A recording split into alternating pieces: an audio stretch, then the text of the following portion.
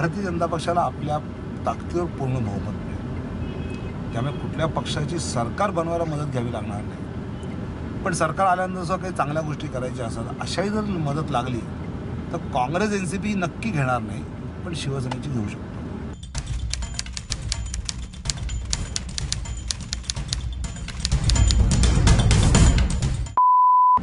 मला असं वाटतं की 95-90 पासून जर आपण निवडणुकीचं राजकारण देशातलं आणि राज्यातलं पाहिलं तर देशात नेहमीच काँग्रेसने कधी नरसिंह राव, कधी सोनिया गांधी, कधी मनमोहन सिंग प्रोजेक्ट केले, भाजपने कधी अटलजी, कधी अडवाणी, कधी मोदी प्रोजेक्ट केले। पण राज्यात सुद्धा आपण 90 पासून ना काँग्रेसने ना मुख्यमंत्री घोषित केला, ना NCPने, ना भाजपने, ना सेनेने।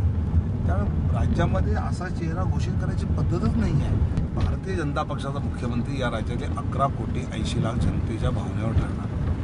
आम्हाला मुख्यमंत्री काय, आम्हाला गृहमंत्री काय, महसूल मंत्री ह्याच्यात रसच नाही आहे। आम्हाला इंटरेस्ट आहे भारतीय जनता पक्षाचं स्पष्ट आणि पूर्ण बहुमत असलेलं सरकार।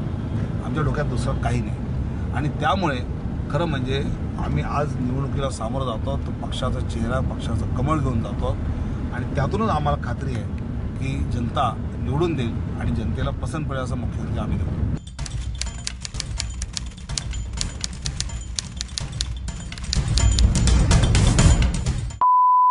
आम्हीच तर चारा घोटाळा बाहेर काढला।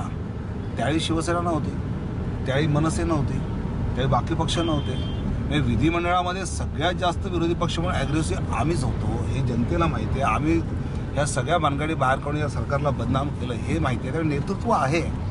पण असा एखादा पंतप्रधान आमच्याकडे आहे की ज्याला ऐकायला लोकांना यावंसं वाटतं, तर तो का आमचा दोष आहे?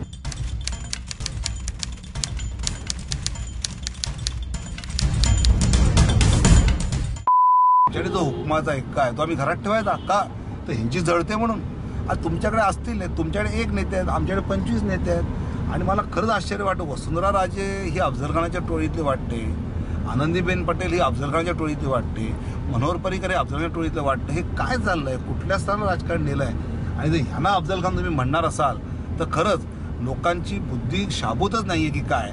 असं समजून प्रचार चालला का आता पराभवाच्या भीतीमुळे एका टोकाला जायला लागले?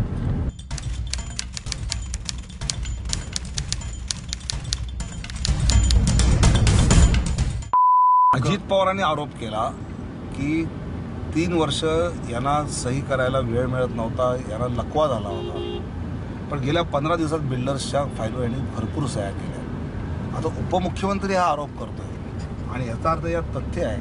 त्यामुळे भारतीय जनता पक्ष सरकार आलं की आम्ही मुख्यमंत्र्यांच्या ह्या 15 दिवसात त्यांनी ज्या सह्या केलेल्या बिल्डर्सच्या फाईल आहेत त्या रिओपन करणार, त्याची SIT चौकशी लावणार आणि त्यात जर मुख्यमंत्री दोषी सापडले तर त्यांना सुद्धा त्याबाबतची शिक्षा करावीच लागेल।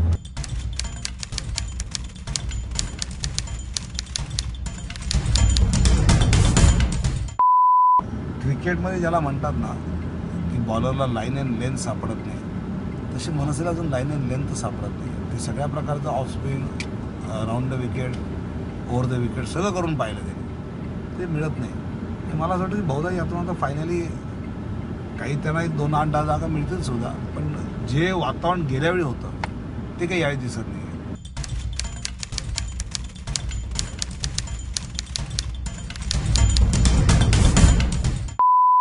बिहारचा मुख्यमंत्री नितीश कुमार मुंबईत येतो, दिल्लीत जातो, अमेरिकेत जातो। उत्तर प्रदेशचा अखिलेश यादव मुंबईत येतो, दिल्लीत जातो, अमेरिकेत जातो।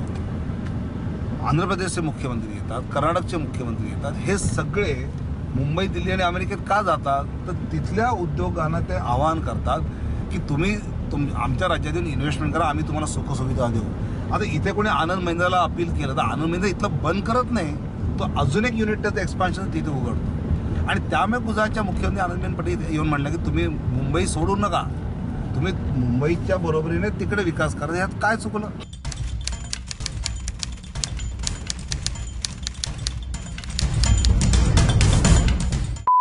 मराठा आरक्षणाला तर भारतीय जनता पक्षाचा पाठिंबाच आहे।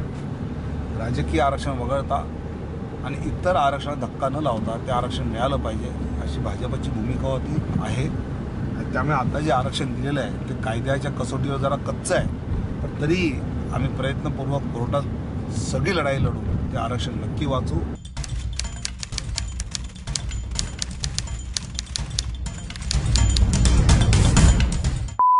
असं की माझा जन्म लालबागचा तेजुगाव मेन्शनमधला आहे. त्यानंतर मी पार्ला सांताक्रूजमध्ये शिक्षणाने वाढलो आणि गेली 25 वर्ष युती असताना पार्ल्याची विधानसभा ही शिवसैनिकडे असल्याने मला ती कधीच लढायला मिळाली नाही. वारंवार प्रयत्न केला पण ते शिवसेना जागा वाटपात त्या ठिकाणी त्यांचा एक भावनिक मुद्दा होता की आम्ही पार्ले विधानसभेमुळे हिंदुत्वाचं राजकारण करून पहिल्यांदा निवडून आलो ते आम्हाला ती सोडायची आणि त्यामुळे मग स्वाभाविकपणे भारतीय जनता पक्षाचा प्रदेशाचा नेता असेल तर विधान परिषद किती वर्ष राहणार तर विधानसभेतनं लोकांमधून निवडून गेलं पाहिजे तर राज्याचं राजकारण करायचं. त्यामुळे पक्षाने निर्णय घेतला, स्थानिक कार्यकर्त्यांची सल्लामसलत केली आणि त्यातून स्थानिक ठिकाणी अतिशय चांगले कार्यकर्ते असताना सुद्धा त्यांनी माझ्यासारख्या नेत्याला या ठिकाणी आणून उभं केलं. इथे जे काम करतात अनेक वर्ष आणि काम करत असताना त्यांची सिनियरिटी आहे, ज्यांना सहजपणे इथला माणूस खासदार झाल्यानंतर जागा रिकामी झाली की आमदारकी मिळाली असते.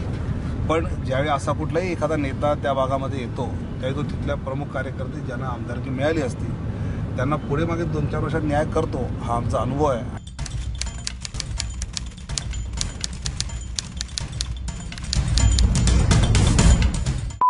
मोदींच्या विकासाच्या राजकारणावर त्यांना विश्वास दाखवायचा आहे आणि त्यामुळे इथून भाजपाचा उमेदवार निवडून ते 100% पाठवतील. जे आमचं चांगलं नेतृत्व आहे ते बोरिवलीला आम्ही महापालिका आणि विधानसभेला देत आलेलो आहोत आणि त्यामुळे बोरिवलीमध्ये बोरिवलीकर जनता जी एक चांगली परंपरा लोकप्रतिनिधींची या बोरिवलीत राहिली आहे ती परंपरा पुढे घेऊन जाईल हा माझा विश्वास आहे.